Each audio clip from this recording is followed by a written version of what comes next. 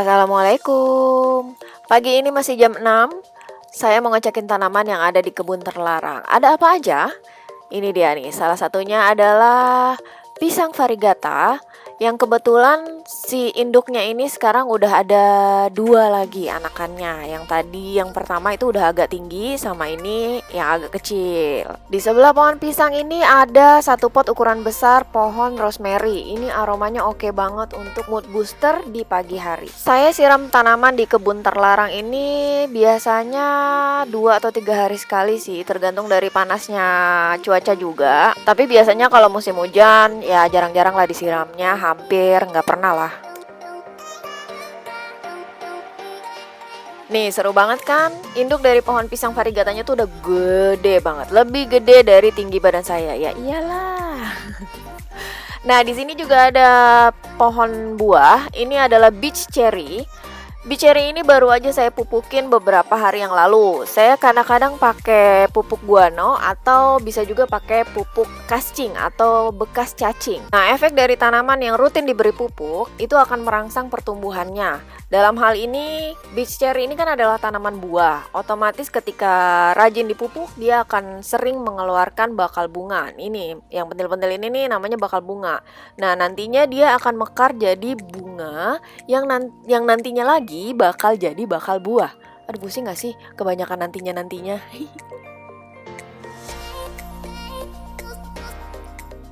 Nih bunganya nih kayak gini nih. Ciluk mbak.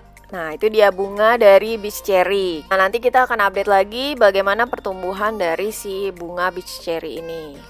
Saat ini saya lagi pakai pupuk guano. Nah ini nih pupuk guano tuh bentuknya granul kayak gitu ya. Ini saya pakai juga di tanaman sebelahnya dan sebelahnya, yaitu pisang variegata dan ini singkong variegata. Masih di deretan kebun terlarang, ini ada bunga zinnia.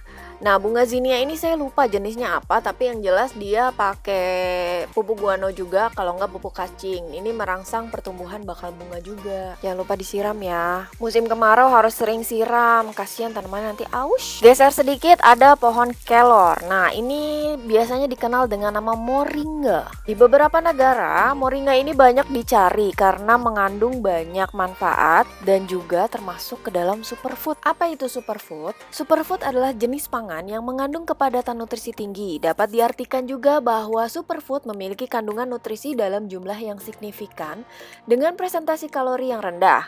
Superfood juga mengandung jumlah mineral, vitamin, dan antioksidan yang tinggi. Lanjut, ini adalah pohon insulin. Dan ini adalah pohon jambu dan kayu putih. Kemudian ini adalah sirih gading yang lagi coba saya rambatkan ke pohon. Karena saya pengen lihat daunnya besar-besar. Ini udah lumayan makin besar sih daunnya setelah dirambatin di pohon ketapang kencana. Tuh lihat batangnya menor kan? Ini sering banget dibuat untuk mengecoh orang yang baru belajar berkebun. Karena motifnya yang memang mirip. Kadang-kadang ada aja orang usil yang berniat untuk menipu. Nah, sirih gading ini kadang-kadang diklaim sebagai Monstera marmorata. Tapi bukan ya teman-teman, ini bukan marmorata, ini adalah sirih gading. Jangan ketipu sama orang-orang usil. Pohon ketapang kencana ini berfungsi sebagai pohon peneduh yang saat ini mungkin usianya sudah sekitar 5 tahun lebih. Karena dulu waktu saya beli bibitnya itu masih setinggi lutut. Dan sekarang dia sudah menjadi tanaman penopang dari pohon anggur. Berikutnya ada pohon caya atau sering dikenal dengan sebutan pepaya Jepang. Pohon pepaya Jepang ini juga termasuk ke dalam superfood karena mengandung banyak nutrisi dan juga sebagai obat-obatan. Termasuk diantaranya adalah mencegah anemia, menyembuhkan asma, meningkatkan penglihatan dan fungsi otak, dan masih banyak lagi khasiat keren yang lainnya. Karena pohon kelor atau moringa ini mengandung banyak sekali manfaat, maka saya tanam di berbagai tempat di dekat rumah saya agar tetangga-tetangga dapat juga menikmatinya. Seperti pohon kelor yang berikut ini sudah sering banget dipetik dan bisa kelihatan bahwa cabangnya sudah makin banyak. Tuh lihat, batangnya pun sudah semakin besar.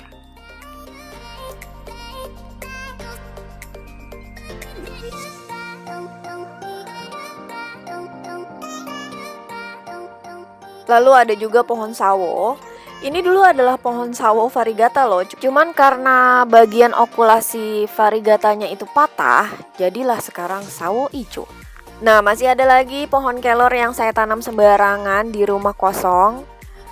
Nah, ini udah lumayan rimbun juga, kelihatan ya batangnya udah banyak cabangnya dan daunnya juga masih ranum-ranum banget tuh. Nah, ini saya tanam bebas, siapapun yang mau ambil monggo silahkan diambil karena ya memang ini untuk konsumsi umum.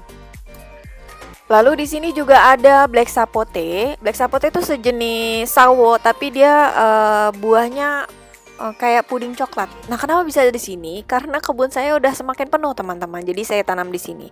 Kemudian ini ada pohon mimba. Pohon mimba ini dapat digunakan sebagai pestisida alami. Daunnya dan bijinya itu bisa digunakan untuk pestisida alami bagi tanaman. Biasanya daunnya itu dikeringkan atau kalau enggak di blender. Kalau saya di blender dan dicampur dengan air, disaring dan kemudian disemprot ke tanaman untuk melindungi dari hama.